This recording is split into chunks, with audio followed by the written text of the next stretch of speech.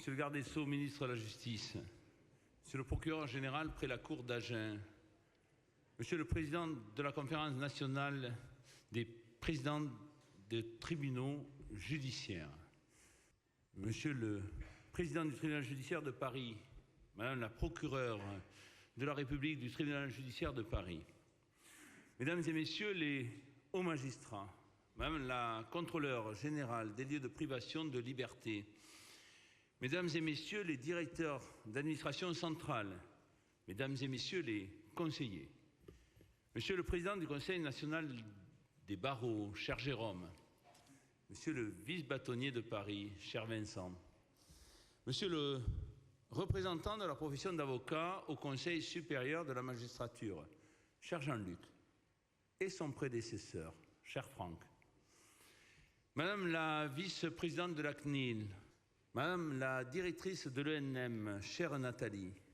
Monsieur le directeur de l'EFB, cher Gilles, Monsieur le président de la FEDA, cher Robert, Mesdames et Messieurs les hautes personnalités, Mesdames et Messieurs les vice-présidents du CNB, chère Marie-Aimée, cher Laurent, Mesdames et Messieurs les anciens bâtonniers de l'Ordre des avocats de Paris, Mesdames et Messieurs les représentants des syndicats, des organisations et des associations professionnelles d'avocats nationales et internationales, Mesdames et Messieurs les représentants des professions du droit et de la justice, Mesdames et Messieurs les représentants des organes techniques de la profession, Mesdames et Messieurs les anciens présidents et membres du conférence des bâtonniers, Mesdames et Messieurs les membres du collège ordinal, Mesdames et Messieurs les bâtonniers et vice-bâtonniers, mes chers confrères, Mesdames et Messieurs. Merci.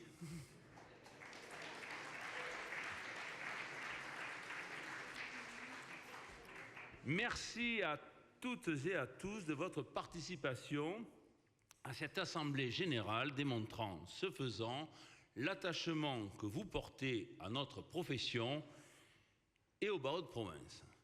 Comme chaque année, Monsieur le ministre, nous sommes très honorés de votre présence. Je souhaite très sincèrement à chacune et à chacun une excellente année 2023. 2023, année de tous les possibles. Une année que vous avez débutée, Monsieur le garde des Sceaux, sous le signe de la réforme, en présentant votre plan d'action issu des États généraux de la justice. Une réforme pour la réussite de laquelle vous en appelez à, je cite, la volonté de chacun des acteurs de faire progresser cette justice à laquelle nous croyons tant et dont nous attendons tant. L'occasion qui nous est donnée, je pèse mes mots, sont les vôtres, est historique. Il est de la responsabilité de chacun de s'en saisir.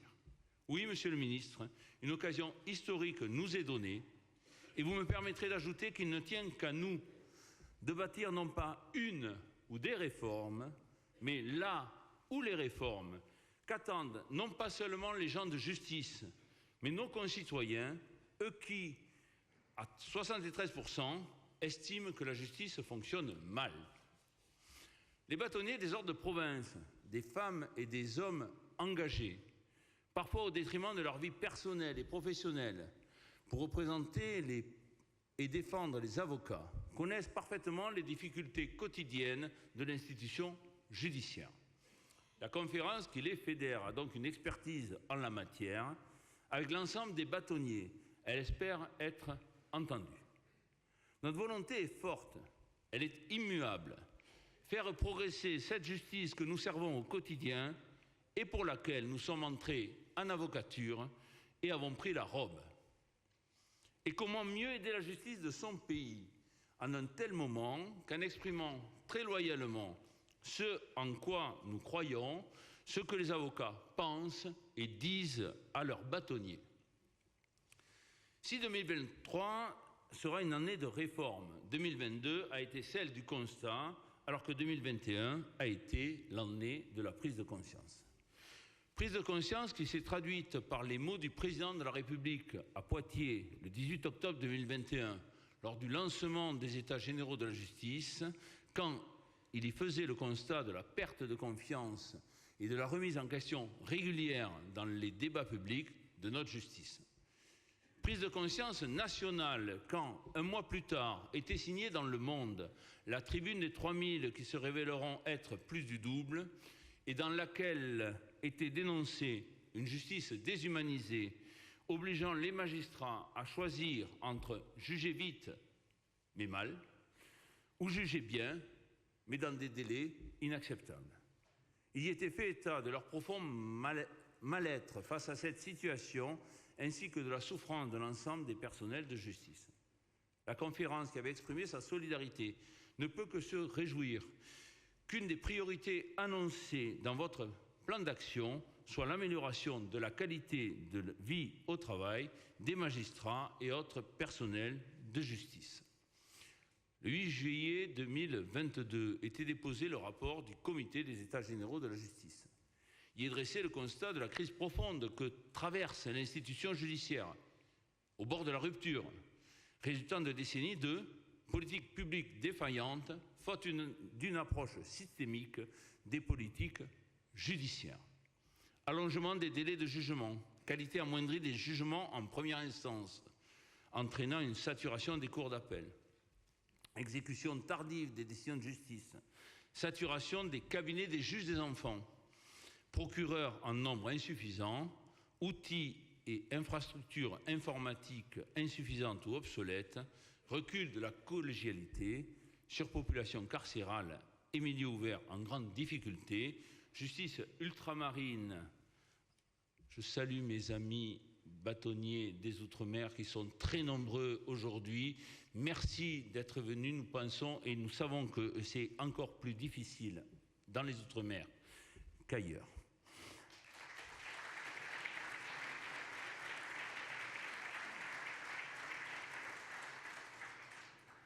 Tels étaient quelques-uns des constats dressés par le comité.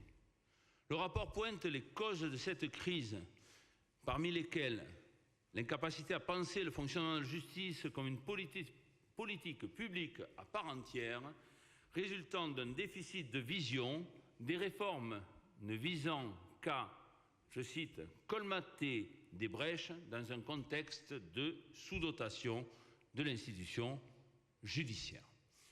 Il affirme, le rapport, la nécessité d'une réforme systémique de l'institution judiciaire, d'une augmentation substantielle des moyens de la justice, ainsi que de plusieurs réformes sectorielles.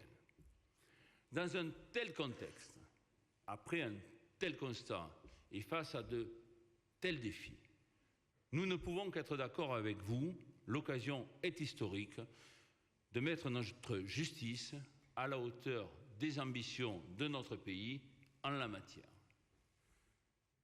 Ce qui nous amène à nous poser la question de savoir quelle justice voulons-nous pour notre pays. Tant par les valeurs humanistes de sa devise liberté, égalité, fraternité, qu'au travers de ses textes fondamentaux, Déclaration des droits de l'homme et du citoyen de 1789, Convention européenne des droits de l'homme, elle offre une place centrale aux citoyens. Nous rejoignons en cela vos propos, Monsieur le garde des Sceaux, quand, il y a 2 semaines, dans votre discours de lancement de la politique de l'amiable, vous indiquiez souhaiter une justice où le citoyen est placé au cœur de la décision. C'est à l'aune de cette centralité du citoyen dans la justice que vos projets ont été examinés. Vos annonces ont fait naître de l'espoir, mais aussi des attentes importantes qui ne devront pas être déçues. L'accent est mis, dans le plan annoncé, sur une augmentation importante du budget et sur la création sur 5 ans de 10 000 postes, dont 1 500 magistrats. L'an dernier, à cette place, j'appelais à un doublement du nombre de magistrats. Il y a quelques jours, une organisation syndicale de magistrats indiquait qu'elle aurait souhaité 5 000 magistrats supplémentaires. Ce sera moins, mais c'est tout sauf négligeable. Et nous saluons les 1 500 créations de postes annoncées, 16% de juges en plus à la fin du quinquennat, c'est significatif. Les avocats ne manqueront pas, si nécessaire, de continuer à appeler à la création de postes supplémentaires.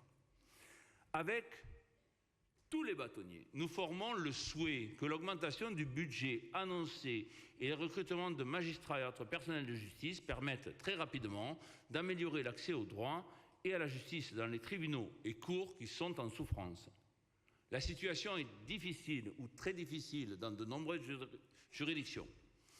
Toutes ont besoin d'attention et surtout de moyens.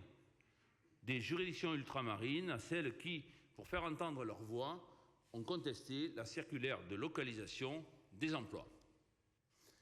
Sur le sujet de l'accès au droit dans les Outre-mer, la conférence avec les délégations Outre-mer de l'Assemblée nationale et du Sénat organisera un colloque qui devrait se tenir dans les mois à venir et dont bien évidemment la cheville ouvrière est Patrick Lingibé, vice-président de la conférence, que je remercie de son investissement à la tête de notre délégation aux Outre-mer.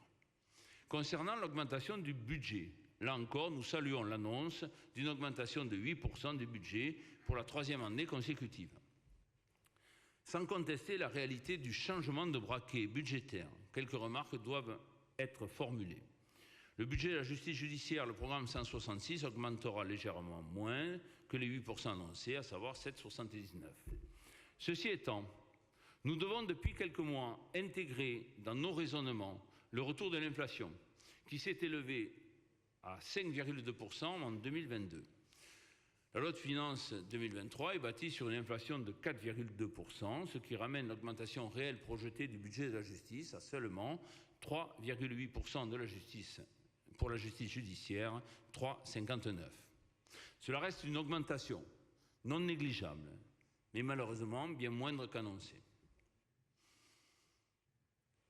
Enfin, alors que l'inflation a repris de manière très importante, aucune réévaluation du montant de l'unité de valeur en matière d'aide juridictionnelle n'est intervenue. L'UV voit donc en 2 ans son pouvoir d'achat baisser de 10% environ, ce qui peut difficilement être accepté dans un contexte d'annonce de réévaluation généralisée et par ailleurs justifiée des rémunérations des personnels de justice. En matière de gouvernance, est annoncée une loi organique. Nous formons le souhait que rien dans le volet organisationnel ne vienne remettre en cause ni la carte judiciaire, ni les ressorts des cours d'appel, ni l'ensemble des compétences actuelles des tribunaux et des cours d'appel, pas plus que leurs moyens humains et matériels. Cela suppose aussi que chaque juridiction conserve son bureau d'aide juridictionnelle et que soit abandonnée l'expérimentation de leur regroupement. Concernant les recrutements, nous sommes de ceux qui pensons que, comme dans de nombreux pays, les magistrats ne devraient pas être recrutés immédiatement au sortir de l'université, mais devraient avoir une expérience professionnelle préalable importante, notamment au barreau.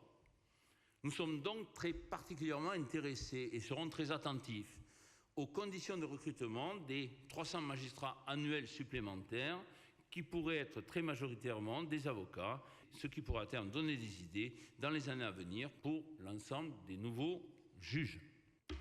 Cela aurait au surplus l'immense avantage de rapprocher significativement les professions de magistrats et d'avocats et ne pourrait qu'avoir un impact positif sur la relation magistrat-avocat.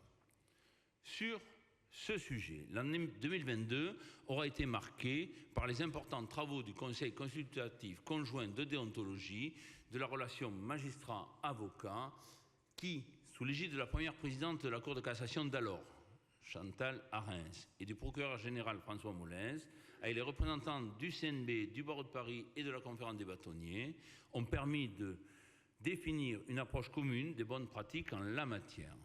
Je remercie les présidents Pouchelon et Bollé ainsi que le bâtonnier Chabot qui ont participé aux travaux de ce conseil consultatif pour la conférence. Dès son entrée en fonction, le premier président Christophe Soulard a souhaité que les travaux se poursuivent. C'est avec beaucoup d'enthousiasme que nous continuerons d'y intervenir. C'est un sujet d'importance que les bâtonniers partagent au quotidien avec les chefs de juridiction. La réflexion de ce groupe a débouché également sur la création d'un autre, intitulé « Présentation des Écritures », suivi pour la conférence par le bâtonnier Rémi Lévy, que je remercie. Ce groupe présentation des écritures devrait clôturer ses travaux par la signature d'une charte dès lundi, ce lundi. Je tiens à signaler l'importance de ces travaux, leur très grande qualité, le caractère très novateur et prometteur de la démarche de l'ensemble de la communauté judiciaire dans la recherche d'une définition commune de bonnes pratiques en la matière. Dans ces conditions, on ne peut que s'interroger sur l'utilisation de l'expression « structuration des écritures » dans le volet procédure civile du plan d'action, en lieu et place des termes « présentation des écritures » sur lequel un consensus avait été trouvé. Devons-nous nous attendre à de nouvelles chausses trappes procédurales? Nous sommes d'autant plus inquiets qu'un lien fort a été fait entre cette structuration et le fait de, je cite, desserrer les délais Magendie, alors qu'il n'y a pas que les délais Magendie à revoir et les concernant, il doit être fait beaucoup plus qu'un desserrement des délais. Vous avez fort justement rappelé que 60% des décisions rendues par les tribunaux sont des décisions civiles. Et collectivement, nous pouvons dire, avec le rapport du comité des États généraux, que cela ne fonctionne plus de manière satisfaisante. Les avocats faisant le constat que chaque réforme en la matière aggrave beaucoup plus les choses qu'elle ne les améliore. Comment ne pas comprendre les magistrats qui s'interrogent sur le sens de leur mission quand celle-ci les oblige à rendre des décisions toujours plus nombreuses sur des broutilles procédurales qui anéantissent toujours plus de dossiers? Pour l'amiable, vous avez parlé, Monsieur le ministre, de révolution culturelle, ainsi que d'une justice où le citoyen est placé au cœur de la décision. Nous pensons qu'il n'y a pas de raison de réserver ces deux propositions à la seule dimension amiable et qu'il est urgent de faire une révolution culturelle et de remettre le justiciable au cœur du procès civil dans l'ensemble de la procédure civile judiciaire. Or aujourd'hui, force est de constater que le citoyen n'est plus au cœur du procès. S'il l'était, la procédure serait au service du procès et la justice aurait comme doctrine que chaque saisine doit déboucher sur une décision au fond, prise soit par la juridiction saisie, soit par les parties elles-mêmes dans le cas d'un accord mettant fin au litige. Un justiciable qui saisit une juridiction n'a qu'un souhait, voire apporter une solution au problème qu'il n'est pas parvenu à régler jusqu'alors. Ce justiciable citoyen est particulièrement digne d'intérêt, car la marque d'un État de droit est d'interdire à ses citoyens de se faire justice eux-mêmes et de mettre à leur disposition un service qui le fera de manière codifiée et pacifiée. Et ce justiciable citoyen, que l'on n'hésite plus à appeler usager, ne saisit pas une juridiction pour que parfois, plusieurs années plus tard, on lui dise que son procès s'est échoué dans l'un des méandres procéduraux que recèle le Code de procédure civile et qu'il n'arrivera jamais à bon port. Quel usager prend le train, enfin quand il n'y a pas de grève, sans avoir l'assurance d'arriver à la bonne destination? Quel usager prend l'avion sans avoir la certitude, d'ailleurs statistiquement pleinement justifiée, que son vol arrivera à bonne destination? En matière de justice civile, sociale, commerciale, rien de tout cela. Car notre code de procédure est ainsi fait qu'il conduit un nombre toujours plus important de procès dans le néant, d'une irrecevabilité, d'une caducité, d'une péremption, j'en passe. Elle est là, notre révolution culturelle. Plus aucun procès ne doit se terminer dans une chose trappe procédurale. Il faut sortir de la logique kafkaïenne qui génère du contentieux et de la frustration sur le non-traitement des dossiers au fond. Aujourd'hui, plus de 700 déclarations de sinistres réalisées annuellement par les avocats trouvent leur origine dans la seule procédure d'appel. Pour information, il n'y en avait qu'une centaine en 2010 avant que cette procédure ne soit réformée. Si on considère que ceux qui s'embarquent dans un procès contre leur avocat, après l'échec d'un précédent procès en appel, qui a pu durer de nombreuses années, ne sont pas la majorité, ce sont plusieurs milliers de justiciables par an qui ressortent irrémédiablement déçus, et peut-être le mot est faible, de leur expérience avec la justice. Expérience qui sera souvent la seule qu'il leur sera donnée d'avoir leur vie durant. Devant les proportions considérables que cela prend, nous devons changer de paradigme et proclamer qu'à chaque procès doit correspondre une décision d'une juridiction, sauf si les parties sont parvenues à un accord en cours de procédure. Pour ce faire, je ne crois ni dans les petits ajustements sur les délais, ni dans une réécriture qui se ferait sans changer les objectifs de la procédure civile.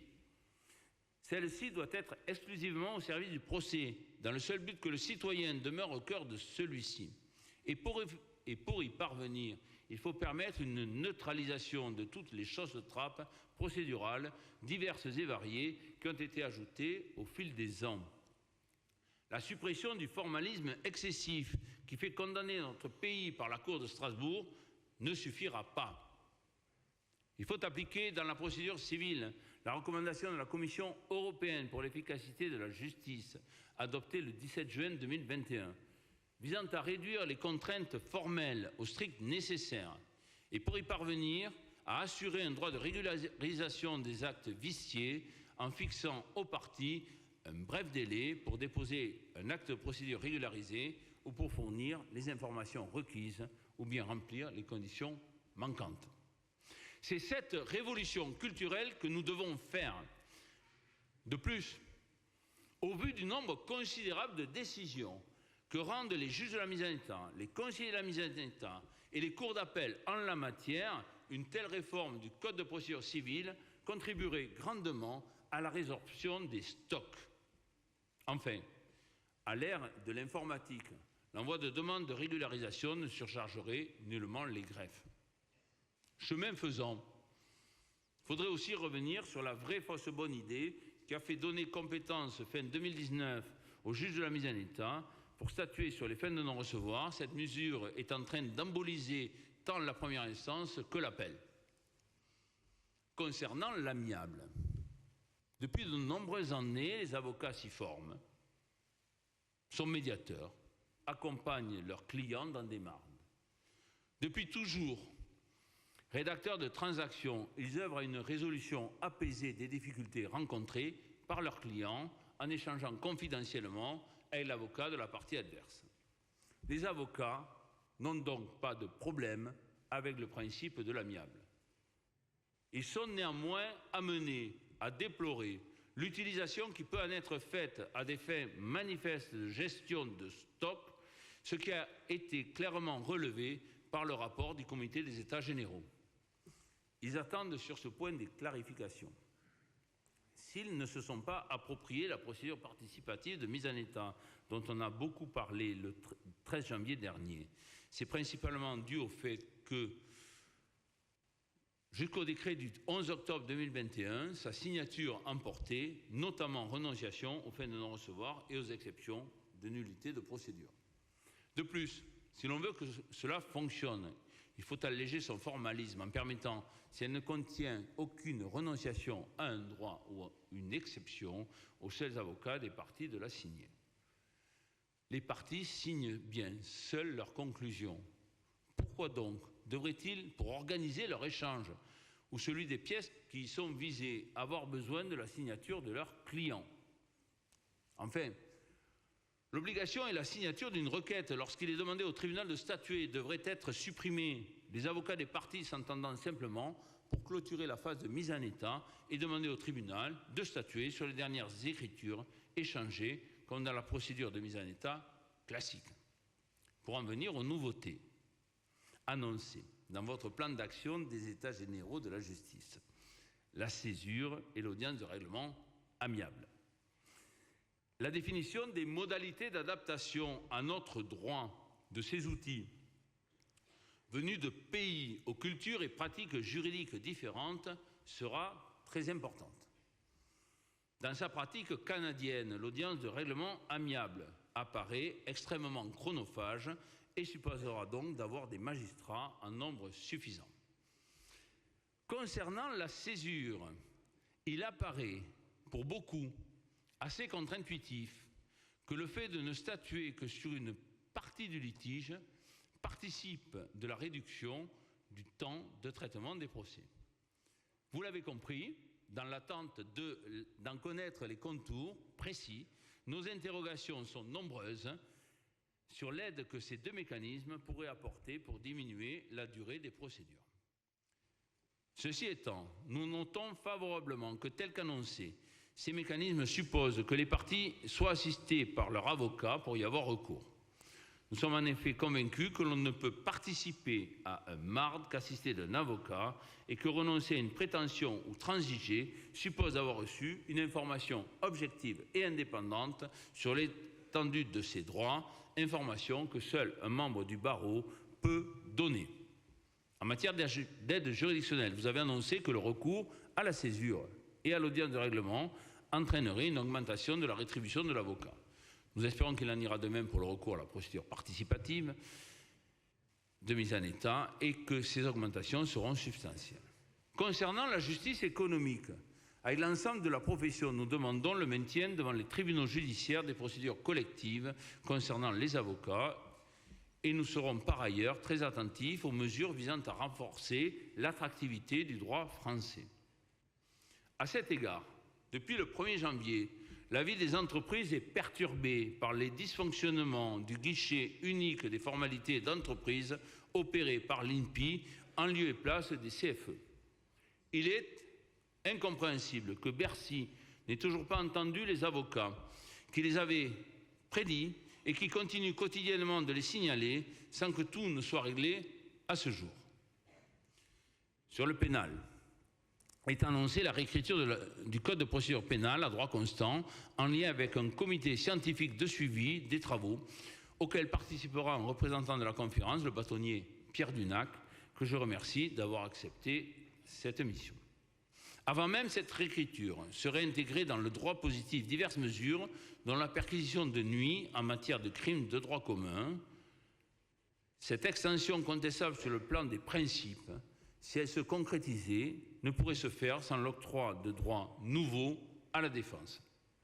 Le moment est venu de permettre à l'avocat du perquisitionné d'être présent et de rendre même cette présence obligatoire si des documents couverts par le secret professionnel de l'avocat doivent être saisis dans un lieu autre que ceux mentionnés à l'article 56-1 du Code de procédure pénale, c'est-à-dire chez le justiciable. Ainsi, le droit d'opposition à la saisie du document que détient le perquisitionné, à l'instar du bâtonnier pour une saisie chez un avocat, pourrait réellement être exercé.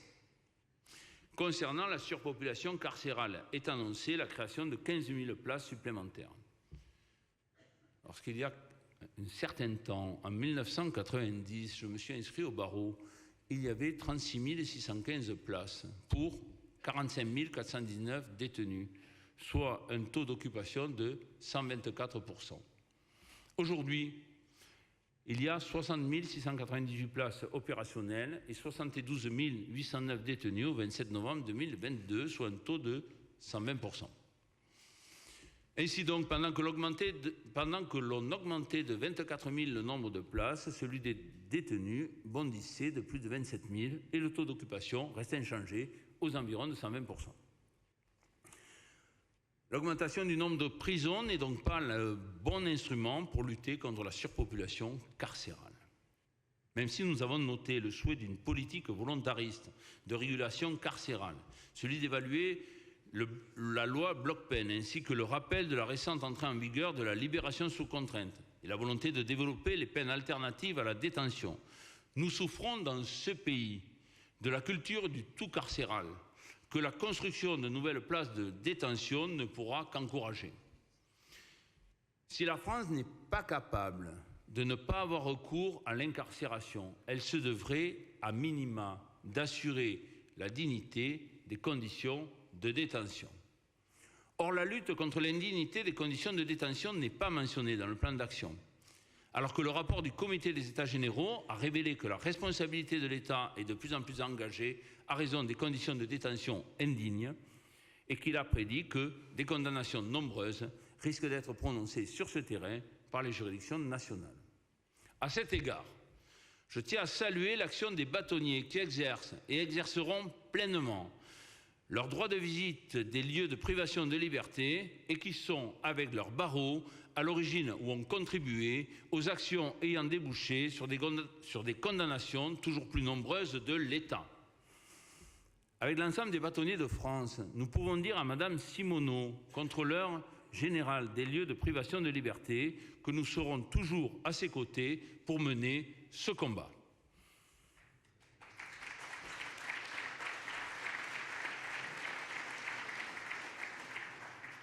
Je ne peux pas parler du volet pénal sans relever que n'y figure pas non plus l'abandon des cours criminelles départementales. Pourtant,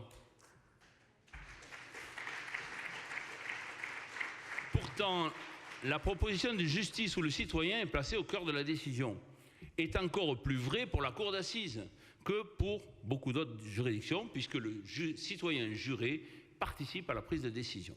De plus, cela a du sens que pour les infractions les plus graves, c'est-à-dire pour tous les crimes, la justice, qui juge au nom du peuple français, le fasse avec des représentants de ce peuple. Cela a d'autant plus de sens qu'aucun des arguments mis en avant pour justifier la création et la généralisation des cours criminelles départementales n'est déterminant, loin s'en faut. Ce n'est pas le moment de tous les développer, nous en débattrons en fin d'après-midi et le bureau de la conférence proposera à l'Assemblée d'adopter une motion. Mais je souhaite mettre l'accent sur l'absence de pertinence économique et organisationnelle des cours criminelles départementales, même si ce passé de juré semble faire gagner un petit peu de temps d'audience. Les 387 procès devant les cours criminelles départementales étudiés par le comité d'évaluation se sont déroulés en 863 jours au lieu de 982 s'ils avaient été jugés en cour d'assises, soit un gain de 12%. Malgré cela, la généralisation va mobiliser de manière plus importante que les assises les magistrats professionnels. En effet, 3 magistrats composent une cour d'assises dont 2 sont des professionnels, au moins, alors qu'ils sont 5 dans la composition d'une cour criminelle départementale, soit 3 au minimum des professionnels. Une journée d'audience devant une cour criminelle départementale augmente donc de 50 à 66% le besoin de magistrats. Le gain de 12% du temps d'audience ne compensera pas, loin s'en faut, cette surmobilisation de magistrats professionnels. La généralisation des cours criminelles départementales va donc participer de la raréfaction des ressources disponibles pour d'autres tâches ou entraîner une baisse du nombre de dossiers qui pourront être jugés. Dans ces conditions, nous ne pouvons que demander l'arrêt de la généralisation des cours criminelles et leur suppression. Enfin, comment parler de justice pénale sans évoquer la préfectoralisation à venir de la police judiciaire? Dans Les Justes, Albert Camus avait cette formule qui sonne gravement aujourd'hui comme un avertissement. On commence par vouloir la justice et on finit par organiser une police.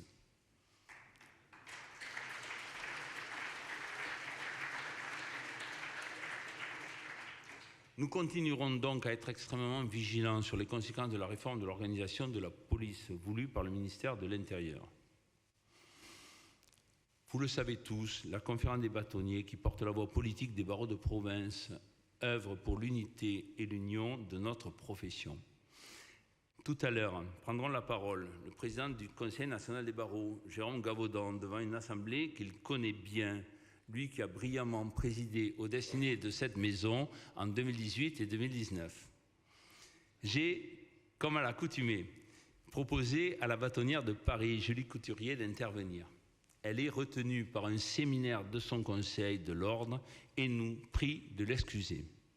Le vice-bâtonnier de Paris, Vincent Nioré, a bien voulu différer son arrivée à ce séminaire pour être des nôtres et intervenir cet après-midi, ce dont je le remercie.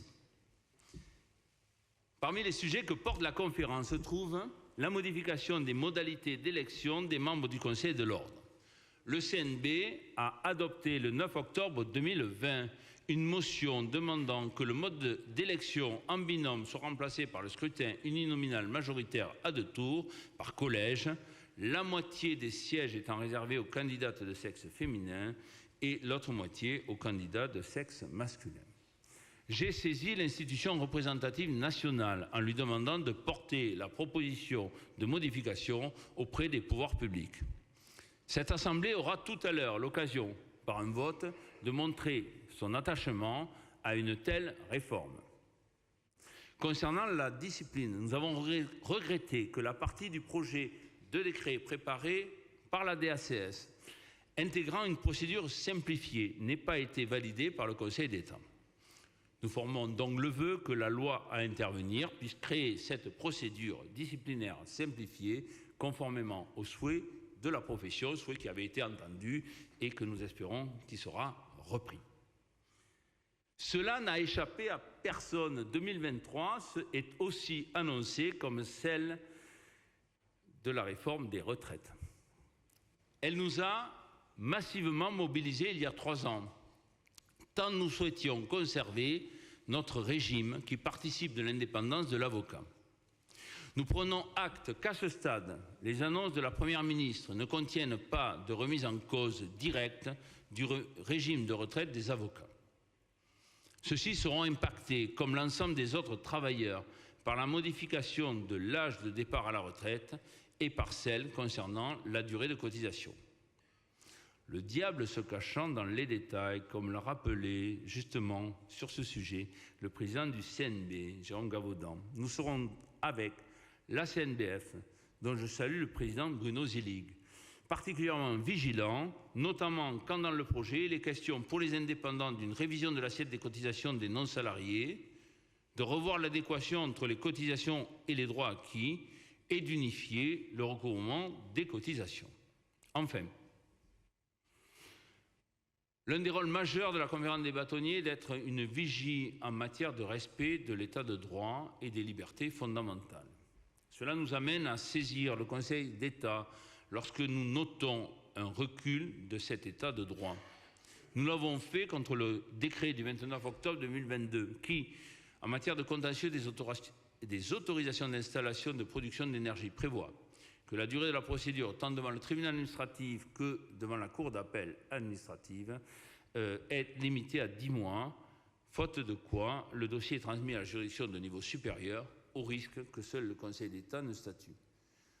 Nous l'avions également fait contre le décret du 24 juin 2022 qui prolonge la suppression du degré d'appel pour certains contentieux en urbanisme et étend le champ des contentieux concernés. Enfin, en 2023 comme en 2022, nous serons au soutien de l'ensemble des avocats qui luttent pour la préservation de l'état de droit dans leur pays et qui, au risque de leur vie ou de leur liberté, exercent les droits de la défense, au premier rang desquels, bien évidemment, nos confrères iraniens et turcs, vers qui nos pensées vont. Bien évidemment, nous renouvelons notre entier et total soutien tant à nos confrères ukrainiens qu'à l'ensemble de leurs concitoyens plongés dans l'horreur et la barbarie de la folie guerrière russe, ainsi qu'à la mobilisation du peuple iranien en but à la cruauté d'un pouvoir obscurantiste et aux Arméniens qui subissent l'hostilité et l'agressivité croissante de leurs voisins azerbaïdjanais. Pour eux, mais aussi pour nous, je voudrais terminer cette intervention en citant une nouvelle fois Albert Camus qui, en temps de guerre, écrivant à un ami allemand en juillet 1943, écrivait « Je voudrais pouvoir aimer mon pays tout en aimant la justice. Je ne veux pas pour lui celle de n'importe quelle grandeur, fût-ce celle du sang et du mensonge. C'est en faisant vivre la justice que je veux le faire vivre. » Je vous remercie.